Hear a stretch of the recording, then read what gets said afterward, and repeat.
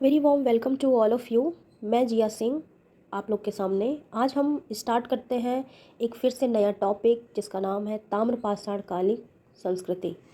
तो हम ये देखते हैं कि जब होता है कि हम पाषाण काल तो हम लोगों ने पढ़ा, उसके बाद मध्य पाषाण, पूरा पाषाण और नवपाषाण काल भी पढ़ लिया।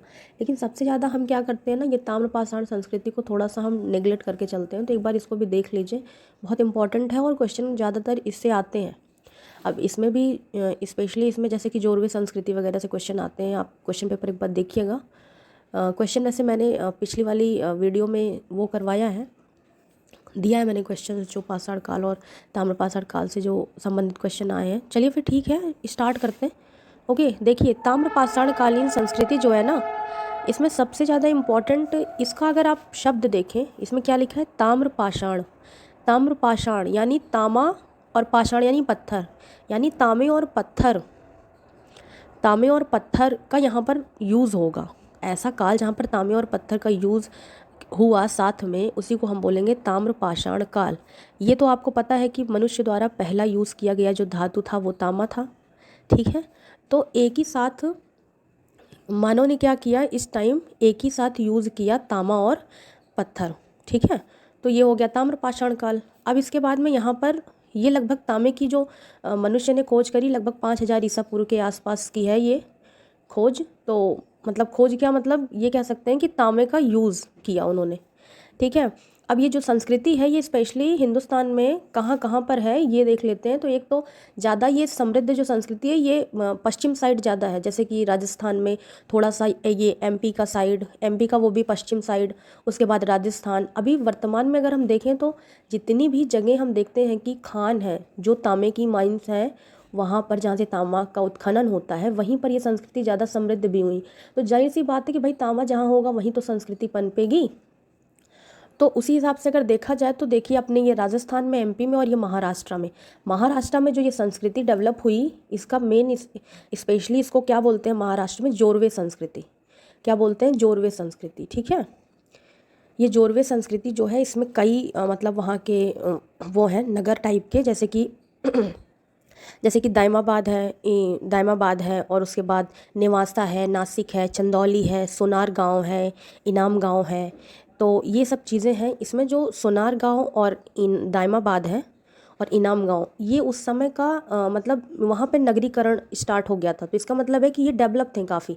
यहाँ पर जौ, राई की और जौ की है, राई की है, चावल की है, इसकी सबकी कृषि भी होती थी। और यहाँ पर ये तांबे का उद्योग और व्यापार भी होता था।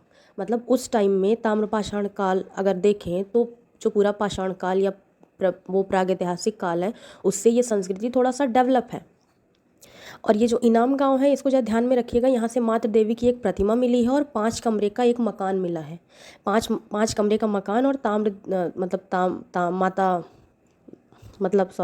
माता देवी की प्रतिमा मिली है, ठीक है। तो ये महाराष्ट्र में है। और ये जो दायमाबाद है, यहाँ से तांबे का रथ मिला है और बस्तियों में मतलब किलेबंदी मिली। अभी तक ऐसी जगह कहीं नहीं है जहाँ पर बस्तियों में किलेबंदी टाइप का कुछ हो। तो यहाँ आप देख रहे हैं ये नगर धीरे धीरे बस रहा है, नगरीकरण की यहाँ पे ईंटों का और हर चीज़ का यहाँ पे काफ़ी डेवलपमेंट भी हुआ है। और जो ये जोरवे संस्कृति अगर कभी भी एग्जाम में आ जाए कि जोरवे संस्कृति कहाँ से है, तो जोरवे संस्कृति महाराष्ट्र की ही है। जो महाराष्ट्र की ताम्रपाषाण संस्कृति थी, इसी को जोरवे संस्कृति के अंतर्गत रखा गया है। अब आ जाते हैं राजस्थान में। देखिए महाराष्ट्र में हो गया, अब राजस्थान में आते हैं। राजस्थान में स्पेशली ये संस्कृति को कहा जाता है, कई नाम है इसके, जैसे कि एक तो है आहार संस्कृति, गणेश्वर संस्कृति, बनास भी इसी को बोलते हैं। ये जो बनास और गणेश्वर है ये लगभग 2800 बीसी से लगभग 2200 बीसी।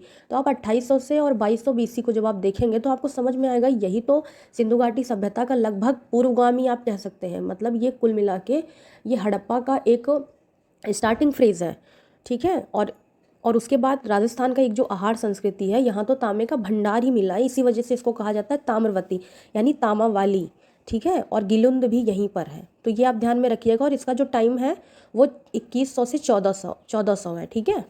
चलिए, तो ये राजस्थान का हो गया। अब हम देखते हैं इधर अपने एमपी साइड आ जाते हैं। यहाँ पे एमपी में क्या है, एमपी में भी आज देखिए मालवा का क्षेत्र हो गया, एरड़ हो गया, कायथ हो गया, नौदा टोली हो गया। यहाँ सबसे ज़बरदस्त मतलब मिला है तांबे का भंडार। तो अभी भी होता है उत्खनन वगैरह वहाँ पे। मालवा क्षेत्र में तो आप देखिए माइनिंग वगैरह का काम बहुत होता है। तो वहाँ पे ये संस्कृतियाँ डेवलप हुई और ये 5000 BC के आसपास है। ओके, सो नाउ अब इसमें ये है ना इम्पॉर्टेंट कि सबसे ज़्यादा जो ये मालवा संस्कृति ये तो MP की हो गई, और उसके बाद में कायथ भी है, एरड़ भी है, नौदा टोली भी है। नौदा टोली हमने आपको बताया था कि नौदा टोली की जो खोज करी गई वो HD सांकलिया ने करा था, HD सांकलिया ने किया था, और ये सब MP में है।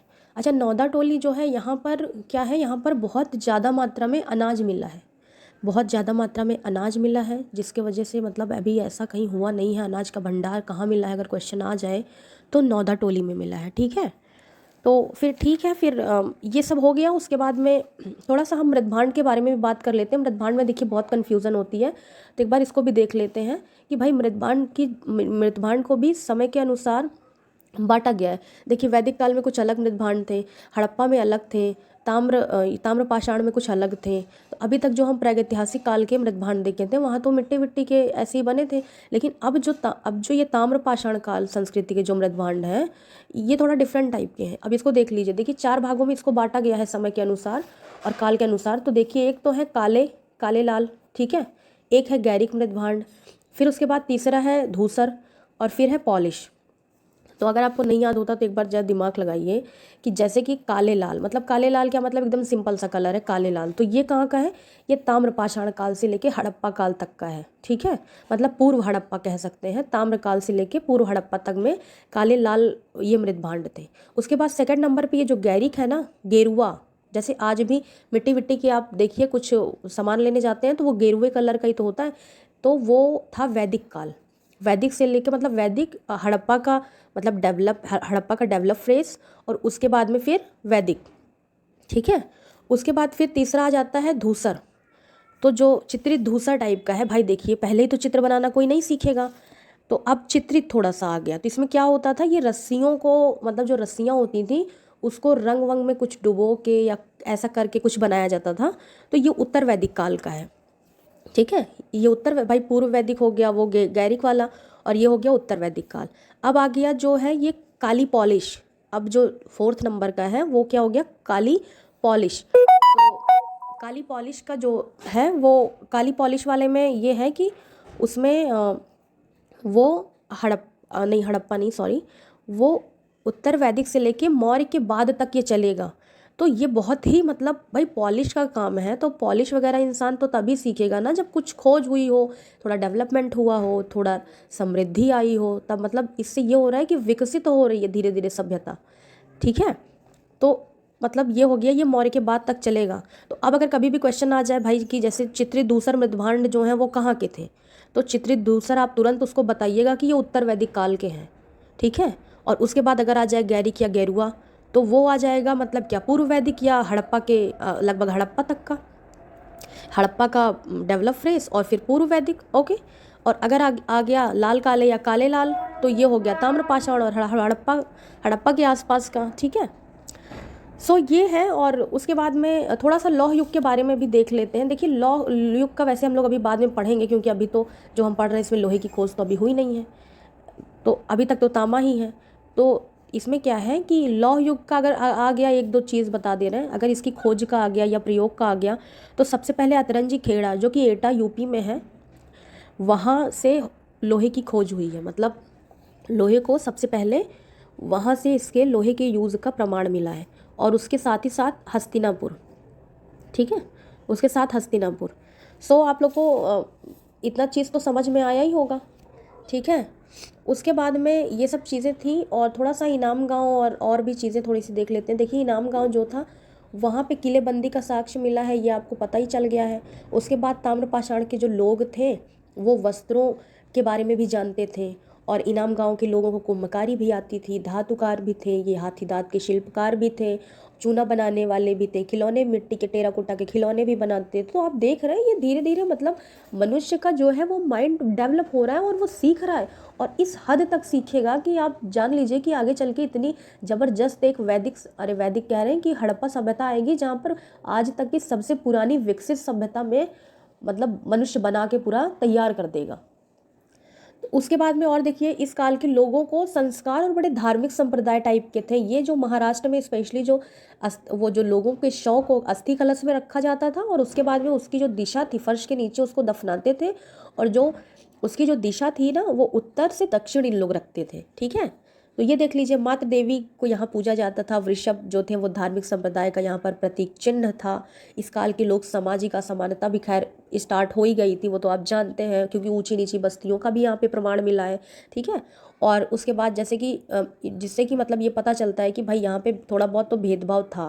देखिए समाज से ये भेदभाव खत्म हो जाए तो फिर समझ लीजिए समाज में मतलब और क्या चाहिए। यही भेदभाव की वजह से तो आज समाज इतना बटा हुआ है। खैर छोड़िए, वो बाद की बात है।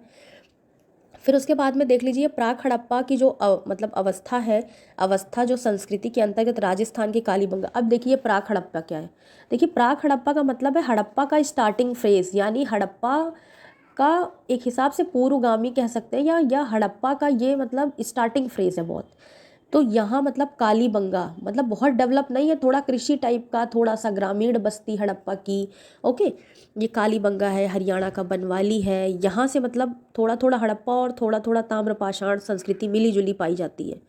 ओके, और कायथा के मृदभांड को प्राक हड़प्पा और उत्तर हड़प्पा संस्कृति का प्रभाव। ये जो कायथा है ना, ये कायथा आप कहीं नोट कर लीजिए, ये भी बहुत इंपॉर्टेंट है। कायथा एक जगह है जहाँ से मतलब कायथा से क्या हो गया, यहाँ पे मृदभांड मिले हैं। क्या मिले हैं? मृदभांड मिले हैं, जो कि मतलब प्राक हड़प्पा से लेके हड़प्पा और उत्तर हड़प्पा तक की संस्कृति को दर्शाते हैं। ठीक है, अब 1200 के आसपास से लेके 1200 के आसपास ये जो ताम्रपाषाण संस्कृति है उसका लोप हो गया। मतलब 1200 ईस्वी, ईसा पूर्व के आसपास, सॉरी ईस्वी नहीं, ईसा पूर्व के आसपास इस संस्कृति का लोप हो गया। केवल जोरवे संस्कृति ही 700 तक मतलब चल पाई, और फिर देखिए धीरे धीरे फिर आ जाएगा अपना हड़प्पा काल। ठीक है, तो किसी भी संस्कृति का आप देख लीजिए, किसी भी संस्कृति का विलुप्त होना लगभग एक ही जैसे हुआ है। जैसे कि हमारी जो सबसे पुरानी विकसित सभ्यता थी सिंधु घाटी सभ्यता, वहाँ भी कई लोगों ने कई मत दिया है, लेकिन कहते हैं कि वो भी सभ्यता जो मतलब विलुप्त हुई, वहाँ पे सूखा बाढ़ परिस्थिति का जो मतलब वो था, मतलब पारिस्थितिक जो वहाँ पे परिवर्तन आए, इस वजह से वो भी सभ्यता समाप्त हुई। और यहाँ पे ताम्रपाषाण में भी यही बात देखिए दी हुई है कि ये जो सभ्यता है वो विलुप्त हुई इस वजह से कि वहाँ पर बहुत कम वर्षा होने लगी, सूखाग्रस्त क्षेत्र हो गया। आज भी हम देखें तो समाज जो है वो वहाँ के लोग, अभी अपने राजस्थान में चले जाइए, राजस्थान में जो मरुस्थलीकरण इतनी तेज़ी से हो रहा है कि मतलब वहाँ पर जनसंख्या का घनत्व तो बहुत कम है। तो इस वजह से मतलब धीरे धीरे ये सब चीज़ें, तो यही चीज़ पहले भी रहा होगा, जाहिर सी बात है। इसीलिए तो संस्कृतियाँ जो विलुप्त हुई हैं। तो ठीक है, आप लोग को ये ताम्रपाषाण काल की संस्कृतियों के बारे में थोड़ा सा मैंने बताया। आप लोग को शायद अच्छा ही लगा होगा। अच्छा लगा तो प्लीज़ आप इसको देखिए, और आगे भी और भी वीडियोस आएंगे। इसकी कोई टेंशन की बात नहीं है कि वीडियोस बस एक दो बना के काम ख़त्म, ऐसा नहीं होगा। वीडियो बनेगी, और आप लोग को अच्छा लगा तो प्लीज़ आप इसको देखिए और थोड़ा मेरा भी मोटिवेशन बढ़ाइए। अपना फीडबैक ज़रूर दीजिए। Thank you so much. Have a good day.